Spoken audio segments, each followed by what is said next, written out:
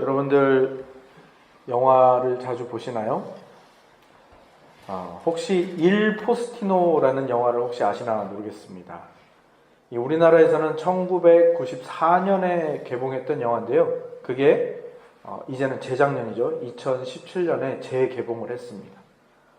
20년이 넘는 세월을 넘어서 영화를 재개봉했다는 것은 무슨 뜻입니까? 굉장히 잘 만들어진 영화라는 뜻이죠. 이 영화는 실화를 바탕으로 만들어진 영화입니다. 칠레의 민중 시인이었던 그 노벨 문학상 수상자였던 파블로 네루다라는 사람이 칠레 정부가 그를 핍박합니다. 그래서 이탈리아로 도망쳐와서 이탈리아의 아주 작은 섬마을에 피신해서 살게 됩니다. 그런데 이 작은 섬마을은 이 유명인이 들어와서 모든 사람의 관심이 쏠리면서도 또 유명해지기 시작했는데요. 그 중에서도 그 마을에서 가장 바빠진 곳이 어디였는가 하면 바로 우체국이었습니다. 왜 그랬을까요? 세계 곳곳에서 이 네루다의 팬들이 팬레터와 편지를 계속 보낸 겁니다. 그래서 우체국장이 이걸 도저히 감당을 못하는 거예요. 그래가지고 우체국장이 어떤 지혜를 발휘했는가 하면 오직 이 네루다라는 이 시인만을 위한 우체부 한 사람을 고용을 새로 한 겁니다.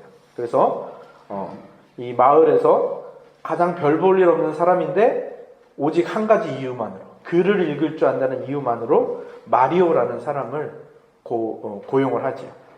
그래서 이 마리오라는 사람이 그날부터 네루다에게 편지를 전달해 주기 시작합니다.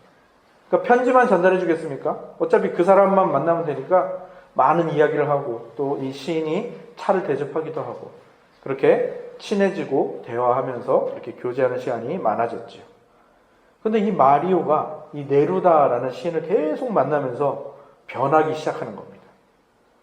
처음에는 이 마리오가 이 네루다에게 말을 건 이유는 사실 흑심이 있었습니다. 뭐냐면 자기가 좋아하는 여인이 있는데 그 여인에게 한마디 말도 못하는 거예요. 그러니까 이 네루다는 전 세계의 여성 팬들이 있잖아요. 그러니까 이 네루다에게 어떻게 그 말로 잘 구슬리는 법을 배워볼까 하고 그래서 접근을 했던 것이었어요. 그런데 그 네루다에게 처음에 그래서 시 쓰는 법을 물어본 겁니다. 첫 질문이 이거였습니다. 은유가 뭐예요? 은유 아시죠? 은유가 뭐예요? 그러니까 네루다가 이렇게 말합니다. 마리오, 하늘이 운다는 게 무슨 뜻이야? 그러니까 마리오가 비가 온다는 뜻이겠죠? 그게 바로 은유야. 그리고 다른 말은 하지 않습니다. 그러면서 이런 그 대화를 주고받으면서 마리오가 그때부터 어떤 습관을 들이는가 하면 뭐든지 은유로 바꿔보는 거예요. 뭐든지 이 시적 표현으로 바꿔보는 거죠. 그런 습관을 들였습니다. 그렇게 점점 지나다 보니까 그 섬에서 가장 무능했던 청년 마리오가 점점 시인으로 변해가는 겁니다. 네루다를 만나면서 그 마리오 안에 있던 따뜻한 그리고 순수한 그 생각들이 그 언어들이 밖으로 표현되기 시작하면서 정말 아름답게 더 순수하게 이 아름다운 시들이 만들어지기 시작했고요. 그리고 그 마리오의 순수한 감성에서 나온 아름다운 시 때문에 이 마리오는 자기가 그렇게 좋아하던 짝사랑하던 그 베아트리체와 결혼까지 하게 되는. 물론 이 마리오의 변화는 누구 때문에 가능했습니까? 이 네루다라는 시인이 그를 따뜻하고 온화하게 이끌어 주었기 때문에 가능했지요. 이 영화가 유명해진 이유는 이 마리오를 연기한 이 배우가 이 영화를 정말 그 생의 마지막에 찍으면서 이 영화를 찍고 죽었습니다. 그래서 되게 유명해졌고요. 그 다음에 상을 7개나 받았기 때문에 더 유명해졌죠. 그런 거는 다 차치하고서 이 영화를 보면서 제가 느꼈던 것은 무엇인가 하면 사람이 누구를 만나느냐에 따라서 완전히 다른 운명이 되어버리더라라는 바로 그것입니다. 누구를 스승으로 모시느냐에 따라서 그 사람이 달라지더라 이겁니다. 또 누군가를 왕으로 모시느냐, 누군가를 지도자로 모시느냐 여기에 따라서 나라와 국민의 삶이 바뀌는 것도 마찬가지의 이유겠지요. 그런 면에서 그렇다면 우리는 너무너무 축복된 사람들이 아닌가라는 생각을 했습니다. 왜 그렇습니까? 우리는 누굴 만났죠? 바로 오늘 읽으신 본문에서 소개하고 있는 이 위대하신 왕, 이분을 만났기 때문입니다. 그분과 운명과도 같은 만남 이후에 그 만남과 교제를 지금도 계속하고 있기 때문이죠. 제가 이 시편 110편을 본문으로 삼은 이유는 제가 올해부터 히브리서 강해를 시작합니다. 이미 새벽에는 시작을 했죠. 근데 히브리서 전체에 흐르고 있는 주제와 이 시편 110편의 주제가 같고요. 그래서 그런지 이 히브리서에서 이 시편 110편을 자주 인용을 합니다. 그래서 이걸 선택을 했는데 또 그 영화를 보면서 이 주제가 참 잘 맞는 것 같다 해서 여러분에게 소개해 드렸습니다. 오늘 이 시편 110편, 우리에게 위대한 왕, 우리가 반드시 만나야 하는, 그래서 우리의 운명이 바뀌어야 하는 그 왕을 소개하고 있는 이 시편은 우리에게 너무너무 귀중한 재산입니다. 그런데 성경을 읽으실 때요, 특별히 이 시편이나 또 시적인 요소로 되어 있는 성경 구절이나 찬양처럼 되어 있는 이 그런 구절들을 묵상하실 때는 이 시라는 문학 장르를 정말 100% 활용해서 읽으셔야 됩니다. 시를 읽을 때 초등학교 때 여러분도 아마 배우셨을 겁니다. 시를 읽을 때 뭘 활용해서 시를 읽으라고 합니까? 심상이라는 걸 활용하라고 합니다. 심상이 뭐죠? 심상은 이 시를 읽었을 때 내 마음에 떠오르는 어떤 형상 같은 거, 모양, 또는 어떤 사람은 색깔을 떠올리기도 하고요. 어떤 사람은 향기, 어떤 사람은 맛, 촉감, 이런 것들을 떠올리는데요. 그거를 떠올리면서 시인이 과연 어떤 그림을 그리며 이 시를 썼는가, 이러한 심상을 가지고 활용해서 이 시를 읽고, 특별히 이 시편을 읽으면 굉장히 큰 그 묵상에 도움이 됩니다. 오늘 읽은 시편도 심상을 활용해서 우리 같이 한번 나눠보았으면 좋겠는데요. 이 시편은 다른 감각들은 다 놔두고요. 우선 시각적인 이 심상만 가지고 같이 한번 나누어 갔으면 좋겠는데요. 1절을 보면 어떤 모습이 보입니까? 여호와께서 누군가에게 말씀을 하세요. 그분이 이 시의 주인공입니다. 그죠? 여호와께서 누구에게 말씀하시는데 그게 누굽니까? 뭐라고 표현되어 있습니까? 내 주. 그러면 이 시편을 쓴 사람이 누구라고 되어 있죠? 다윗. 그러니까 다윗의 주입니다. 다윗의 주에게 여호와께서 말씀하고 계십니다. 근데 말씀해 주시는 게 완전 축복된 말씀이에요. 어떻게 말씀하고 계십니까? 이 말씀하시는 거에 그 시각적인 그 심상을 여러분 머릿속에 떠올리면서 한번 들어보시기 바랍니다. 너의 원수를 밟고 일어서라. 그리고 내 보좌 오른편에 앉아라. 생각해 보시는 겁니다. 하나님의 오른편에 누가 앉는데 원수를 밟고 일어서서 앉는 겁니다. 그리고 하나님께서 시온에서 가져온 규는 뭡니까? 왕이 들고 있는 그 지팡이 같은 거 말하는 겁니다. 홀 이렇게 표현하죠. 지팡이. 근데 그걸로 뭘 하라는 겁니까? 원수들을 쳐서 무찌르라는 겁니다. 그러니까 하나님이 다윗의 주인을 그 원수를 밟고 일어서게 하시고 자기 우편이죠. 우편에 앉히시고 그 다음에 시온에서 가져온 막대기를 손에 쥐어주시고 그걸로 원수들을 쳐서 물리치라고 하시는 거예요. 이 심상을 떠올려 보십시오. 그리고 이분 다윗의 주의 그 뒤로 누구가 있습니까? 그분의 백성들이 아름다운 거룩한 옷을 입고 그 분의 뒤를 쫙 따라옵니다. 그리고 새벽 이슬 같은 청년의 모습, 그러니까 정말 맑고 깨끗하고 거룩한 청결한 모습으로 이분을 찬양하는 그 모습들을 그분 곁에 그런 사람들이 쫙 서 있는 겁니다. 그리고 이제 이분이 이 보좌 우편에 앉았다는 것은 하나님이 이분을 왕으로 세우셨다는 거잖아요. 근데 이 왕이신 이분이 가는 길에는 승리밖에 없는 거예요.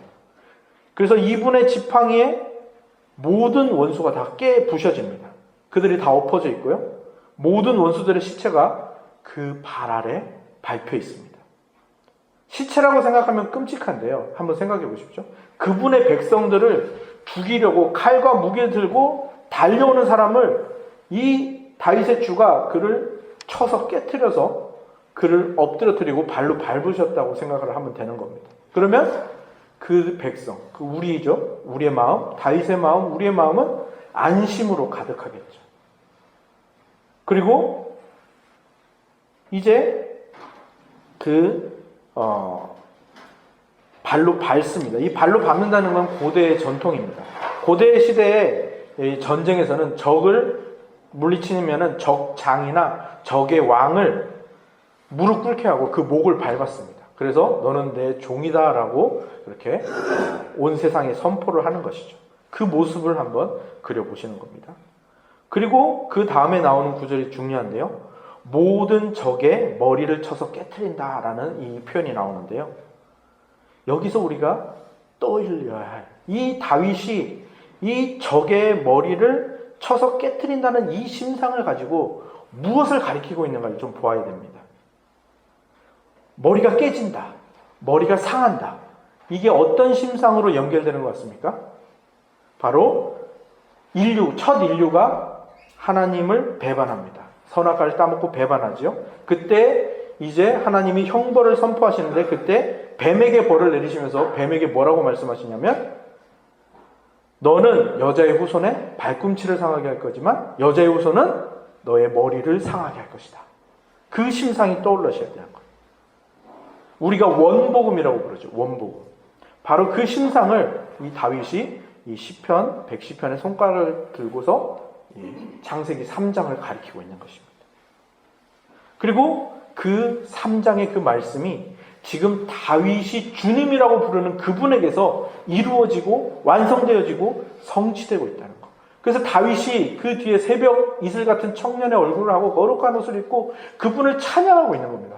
와, 하나님, 나의 주님, 어떻게 그 정말 먼 그냥 옛날 이야기 같았던 그것이 어떻게 내 눈앞에서 이렇게 완성이 되고 성취되고 있나요? 하면서 찬양하고 있는 이 다윗의 모습. 어떻습니까? 이 시편의 내용이 조금 더 가깝게 다가오시나요? 다윗이 그분을 만난 게 너무 기쁜 겁니다. 아까 그 영화에서 마리오가 네루다를 만나서 인생이 변한 것보다 더 위대한 만남, 더 위대한 변화가 바로 다윗이 그분을 만났기 때문에 생겼고, 바로 우리가 그분이라고 해도 누군지 다 아시죠? 예수 그리스도를 만났기 때문에 우리에게 그 축복이 지금 주어져 있는 것이죠. 그 마리오가 네루다를 만나서 시인이 되었다면 우리는 그 주님을 만나서 어떤 자가 된 겁니까? 그 하나님 우편에 그 백성들이 따라 있잖아요. 백성들도 같이 하나님 우편에 앉아 있는 거예요. 하나님 우편에 앉은 자가 되었다는 거예요. 그분을 만남으로 인해서. 이 하나님의 우편은 뭘 상징하죠? 하나님의 권능, 하나님의 보호하심, 하나님의 승리, 이걸 상징하는 거잖아요. 그래서 이 하나님의 우편에 예수님이 앉았다는 것은 그분의 권능이 온전하다, 그분의 보호가 완벽하다, 그분의 승리가 변하지 않는다라는 것을 말하고요. 또 하나님의 우편은 무엇을 뜻하는가 하면 이 우편에 앉은 자가 이 하나님이랑 동등하다는 겁니다. 그러니까 우리는 우편하면 좌편이 있고 우편이 있으니까 중간에 앉는 사람이 더 위겠다라고 생각하지만 그게 아니라 동등한 겁니다. 그래서 이 예수님이 어떤 분이신 거예요? 이 하나님과 동등한 본성과 정체성을 가지신 분이고 그분이 나의 주인이 되셨고 내가 그분을 만났기 때문에 이 놀라운 자리로 초대를 받았다라는 것이죠. 그것이 지금 이 시편이 찬양하고 있는 놀라운 축복인 것입니다. 그런데 그때 갑자기 뜬금없이 무슨 말이 등장하는가 하면 4절입니다. 여호와는 맹세하고 변하지 아니하시리라. 이르시기를 너는 멜기세덱의 서열을 따라 영원한 제사장이라 하셨도다. 좀 뜬금없는 말이 갑자기 나오지 않습니까? 근데 성경에는 뜬금없는 말이 없지요. 다윗이 분명히 이 멜기세덱이라는 이 말을 넣어서 그 찬양하는 것은 뭔가 의미가 있는 것입니다. 멜기세덱은 이 예수님이 쟁취하신 승리가 하나님이 예수님에게 쟁취하게 하시고 변치 않게 하신 이 승리가 멜기세덱, 즉 제사장의 직무와 관련이 있다는 겁니다. 제사장의 직무는 뭐였죠? 제사장의 직무는 백성들의 죄를 속하는 그 제사를 드리는 것이 제사장의 직무 아니겠습니까? 그러니까 지금 이 시편은 창세기 3장에서 그 인류의 타락과 그 타락으로 인한 형벌로 죄와 사망의 권세 아래 머물게 된 우리가 예수 그리스도의 왕의 직분으로 인해서 어떤 승리를 얻었고 예수 그리스도의 제사장 직분으로 인해서 그 속죄함과 정결함을 입고 아까 거룩한 옷을 입고 있다고 말씀드렸잖아요. 그 거룩한 옷을 어떻게 입게 되었는가를 그래서 어떻게 그 예수님과 함께 하나님 보좌 우편에 앉게 되었는가를 찬양하고 있는 것입니다. 예수님은 하나님 보좌 우편에서 온 우주의 주님으로 사망을 이기신 생명의 주인으로 다윗의 자손이시며 메시아로서 그리고 멜기세덱의 반차를 따르시는 이 제사장으로서 우리를 정결하게 하고 거룩하게 하고 승리케 하시고 다스리시고 보호하시고 통치하신다는 겁니다. 그래서 사실 이 시편 110편에 성경 전체가 다 들어있다 해도 과언이 아닙니다. 그리스도가 어떻게 낮아지셨는가 그리고 그분이 어떻게 높아지셨는가. 이거는 성경 전체가 말하는 공통된 주제거든요. 하나님께서 낮아지신 것은 이 천지 창조 때부터 그렇죠. 하나님이 우리를 스스로 찾아오십니다. 그게 바로 천지 창조 때 첫날 창조하신 빛입니다. 빛으로 하나님께서 빛이신 하나님이 우리를 찾아오신 거죠. 그리고 그 하나님의 낮아지심으로 인해서 우리가 생겨난 겁니다. 이 세계가 생겨난 거예요.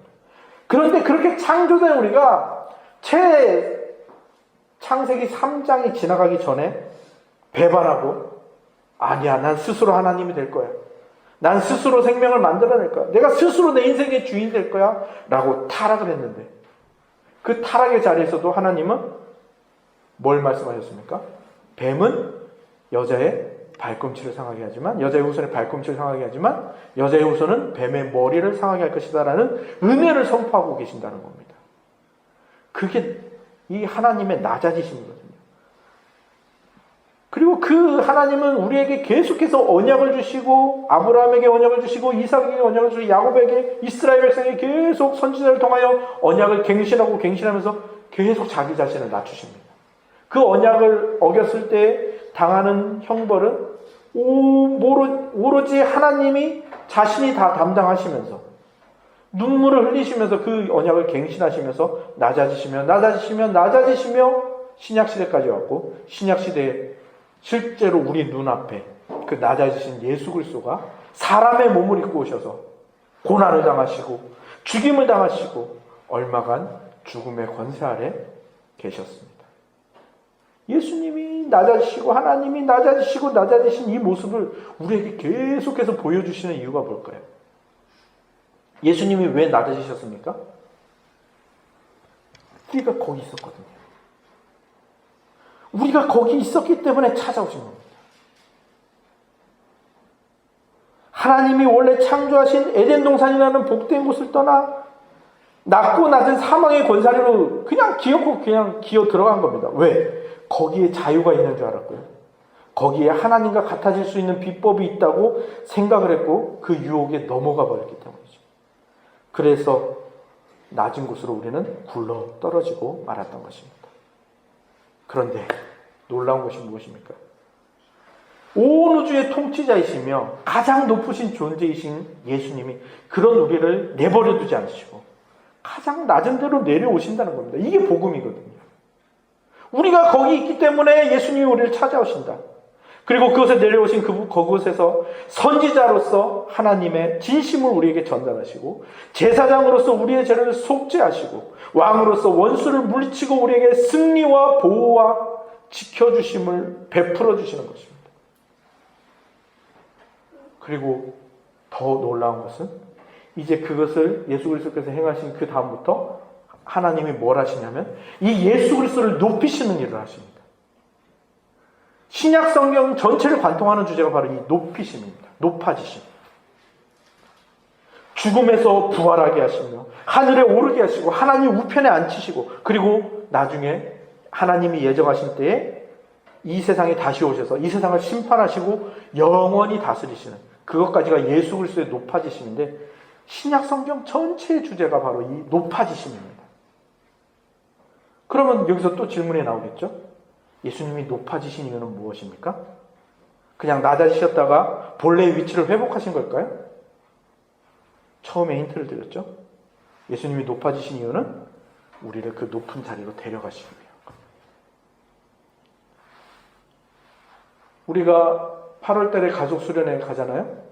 그래서 동해로 갈 건데 2월쯤에 장로님과 목사님, 여목사님, 목사님 이렇게 같이 그 답사를 갈 겁니다. 답사를 왜 가죠?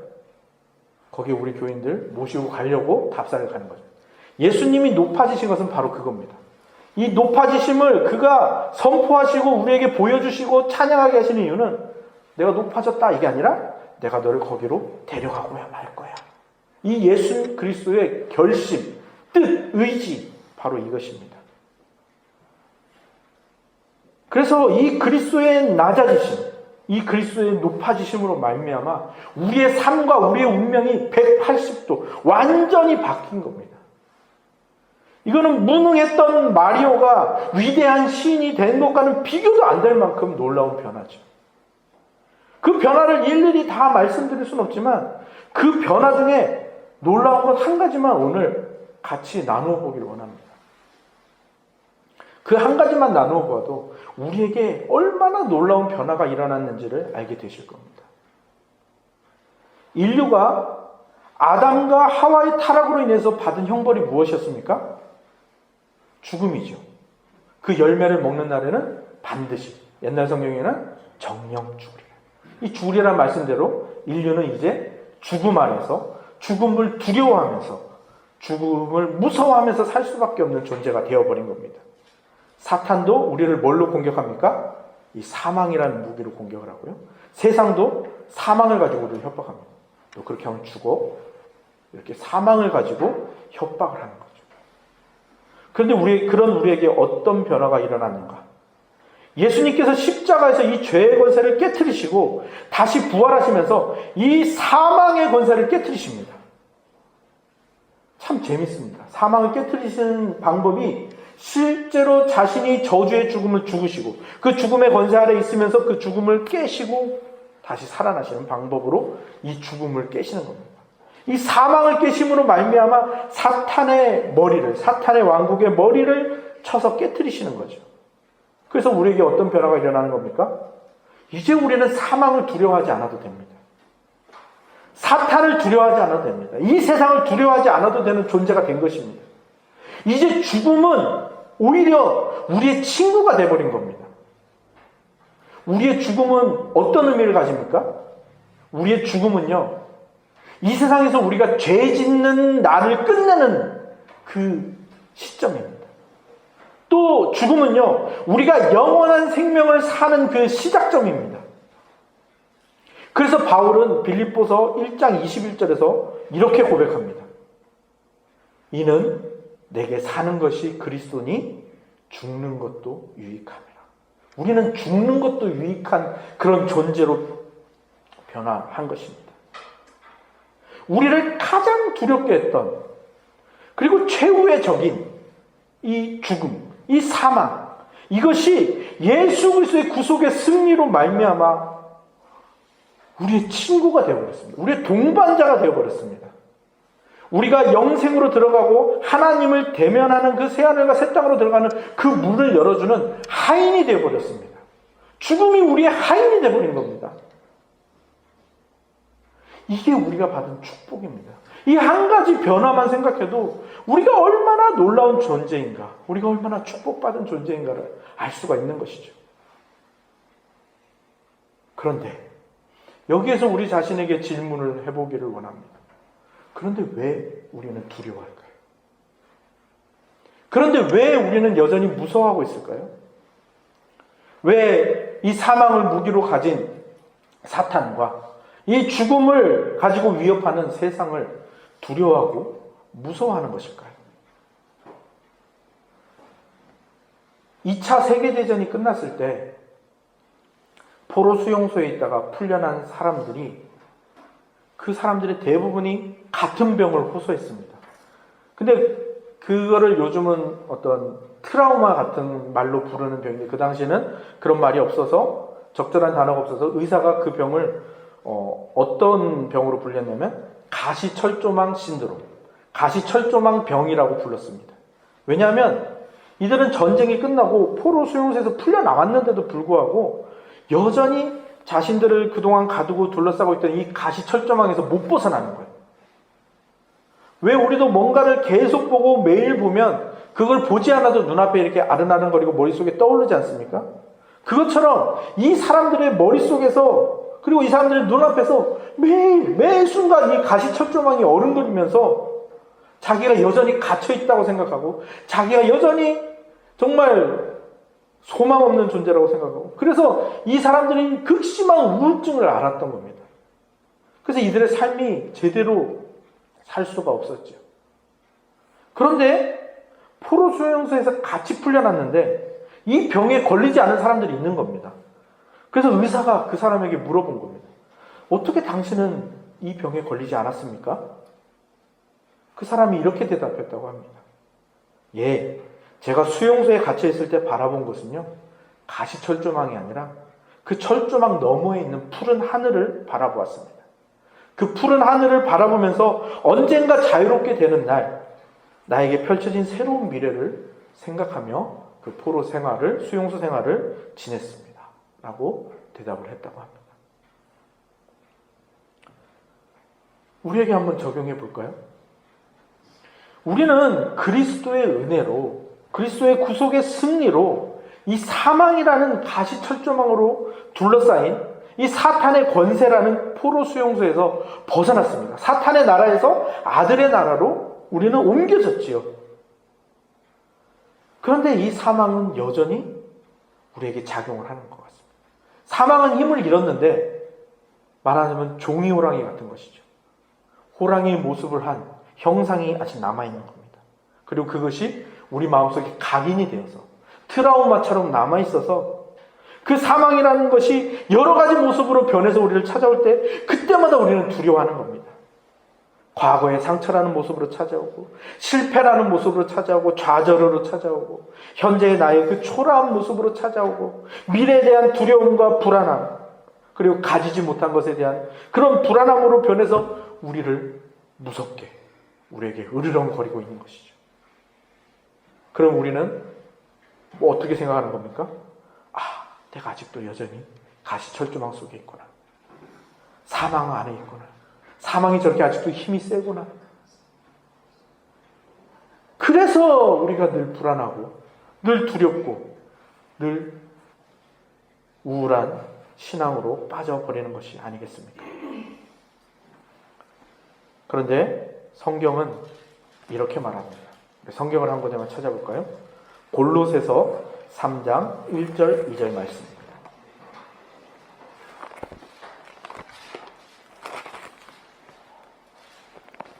신약성경 326페이지 골로새서 3장 1절과 2절 말씀입니다. 네, 골로새서 3장 1절 2절 말씀 함께 읽겠습니다. 시작. 그러므로 너희가 그리스도와 함께 다시 살리심을 받았으면 위의 것을 찾으라. 거기는 그리스도께서 하나님 우편에 앉아 계시니라. 위의 것을 생각하고 땅의 것을 생각하지 말라. 아멘. 이 말씀이 시편 110편이 가리키는 말씀입니다. 시편 110편이 처음에는 어디를 가리켰습니까? 창세기 3장을 가리켰고요. 다시 어디를 가리키고 있습니까? 골로새서 3장을 가리키고 있습니다. 왜요? 우리가 자꾸 땅의 것을 생각하고 자꾸 아직도 사망의 지배를 받고 있다고 생각하고 사망을 두려워하고 있으니까요.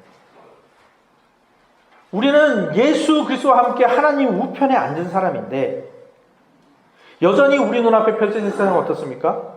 여전히 사망과 세상의 가시철조망에 둘러싸여진 것 같은 그런 세상과 일상을 살아가고 있기 때문입니다. 그래서 성경 골로새서는 우리에게 권면합니다. 너의 눈을 들어서 위의 것을 찾아라. 위의 것을 생각하라. 거기에는 누가 계시다고요? 하나님 우편에 앉아 계신 그리스도께서 계시다. 이미 승리하신, 이미 사망을 이기신 그분이 계신다. 그리고 그 승리와 권세가, 그 보호가 나에게 영원토록 향하고 있다. 내 안에 이미 들어있다. 물론 아직 우리에게 온전히 성취되진 않았죠. 우리의 친구인 육체의 죽음이나 예수 그리스도께서 다시 오시기 전까지는 여전히 그 유혹과 그 속임수가 있을 것입니다. 그러나 기억하십시오. 아까 시편 110편에서 우리가 떠올렸던 심상처럼 우리의 원수들은 이미 머리가 깨져서 아무 힘을 쓰지 못하는 그 채로 그리스도의 발 아래에 목이 밟혀 있다는 그 사실을 기억하시기 바랍니다. 그리고 이미 예수 그리스도께서 여러분에게 시작하신 그 승리를 누리십시오. 그리고 그 승리로 인해서 늘 감사하고 두려움을 이겨내시고 무서움을 떨쳐내시고 그 하나님께서 예수 그리스도를 통해 주신 그 승리와 축복을 누리시면서 올 한 해 이 감사하는 삶을, 그 하나님을 찬양하는, 그 예수 그리스도께 영광을 돌리는 삶을 포기하지 마시고 함께 누리시는 삶을 사는 저와 여러분이 되기를 간절히 소망합니다. 아멘.